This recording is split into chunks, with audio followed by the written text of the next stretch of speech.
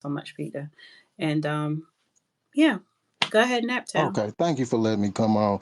Now, I don't. I'm just wondering: is Diddy being charged with RICO? And if so, how can he catch a RICO charge by himself? Good question. Well, Judge, didn't And one other thing, too, let me say this. In my experience, long experience, on a 3 or 4 count indictment from the feds charging something like the Mann Act, ordinarily they just state the time element and the accusation, and that's all. And the defense has to jump through a whole lot of hoops to get any clue as to what the government is talking about, and they don't have to disclose it. They can try by ambush.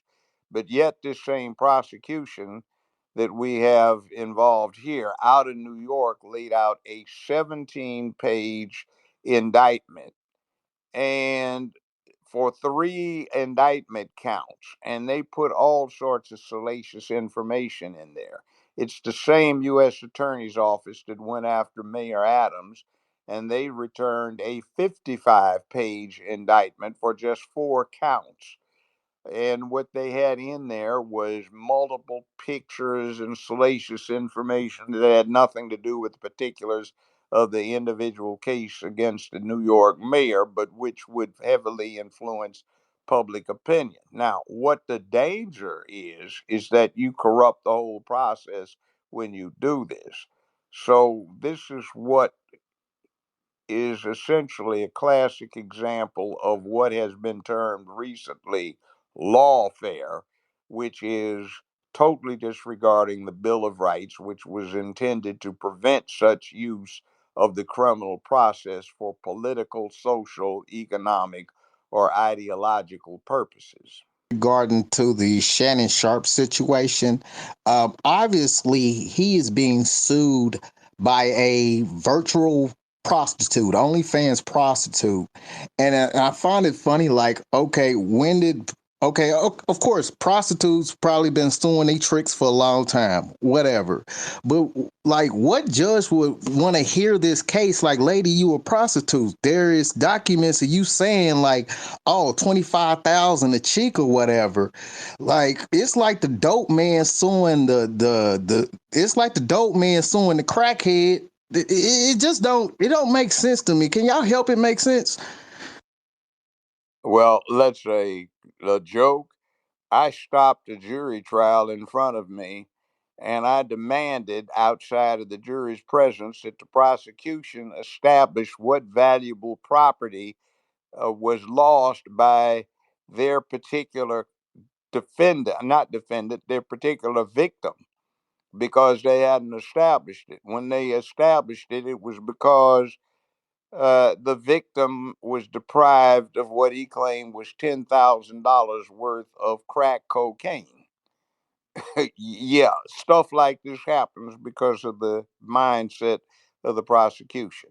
Now, Judge, one thing that I think needs to be interjected in this whole process is statute of limitations. Let's say that you claim there's a wrongful death situation and somebody wrongfully killed one of your relatives, your husband or your wife, or somebody who's close kin, or one of your children, all right? You have in a lot of states a 1 year statute of limitations. In most of the rest of them, if you don't have 1 year, you have two, and in very few, you might have five. But now they turn around because of a butt pinch or a boob squeeze or something that happened 30 years ago, 10 years ago. You have a wide open statute of limitations on something like that, but less than 2 years on a homicide.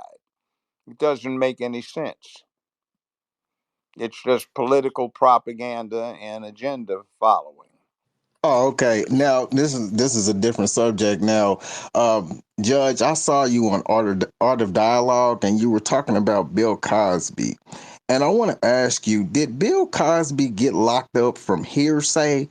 I asked that because, like, during the time that he was going through those allegations, this was before his trial, and that AP press came out. and they released statements from his deposition, whatever. And they asked him, "Do you give drugs to girls in order to have sex with them?" And That's not he's why he got locked up. What happened was a total violation of the Fifth Amendment. Before they even got him to trial, I said the charges wouldn't stick. What happened is they opened up the statute of limitations. I said something about it a few minutes ago, which I think is inappropriate. And what happened was Cosby and his lawyers said, no, we're not going to respond to this request for a deposition because there are potential pending criminal charges, and he exerts his Fifth Amendment privileges or rights. So what happened is the DA wrote a letter saying we are not going to prosecute Mr. Cosby.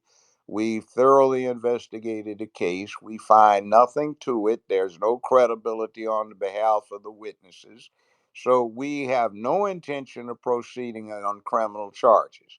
At that point, the civil judge said, Mr. Cosby, you have to answer the uh, request for a deposition and give one because there's no jeopardy. Well, what happened is somebody else got the office and they said, well, I didn't agree to it personally. That's got nothing to do with it. The office itself, not the individual, is what counts. And the office had granted him immunity, and he was required under civil law to give evidence, and he admitted to some acts, but not any intent, and did not admit to doing any wrong. So they wanted to bring that in and proof of other crimes. And as I predicted, the state Supreme Court threw the conviction out.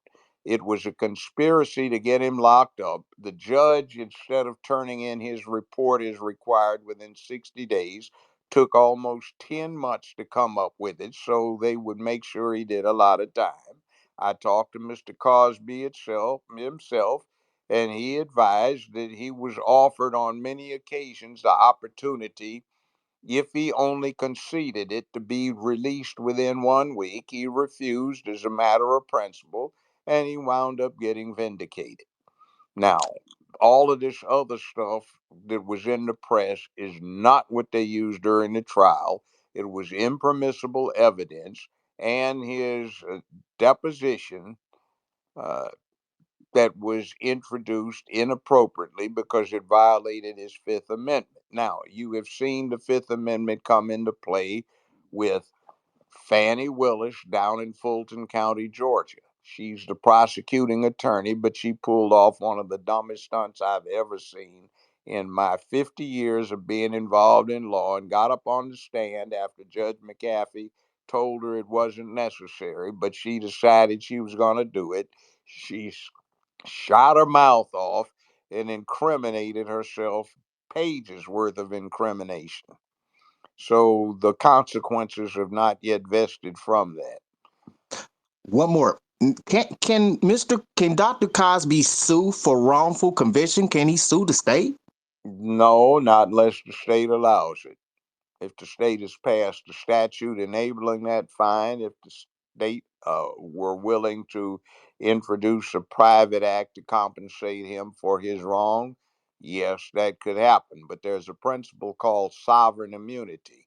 The sovereign, whether it is the municipality, the county, or the state or the U.S. government, is immune unless it allows itself to be sued or it passes a statute or the courts rule for a number of very peculiar, special reasons that there is some unescapable immunity. Like, for example, if red lights all go out of sync, and for two different ways each side is looking at a green light and there's a crash, the courts have long held that when the state preempts a situation like that, it's responsible. But otherwise, a lot of states have a situation where, let's say, a road hazard, something done stupidly by somebody that works for them, has no way you can get action or relief from unless you had given them previous notice.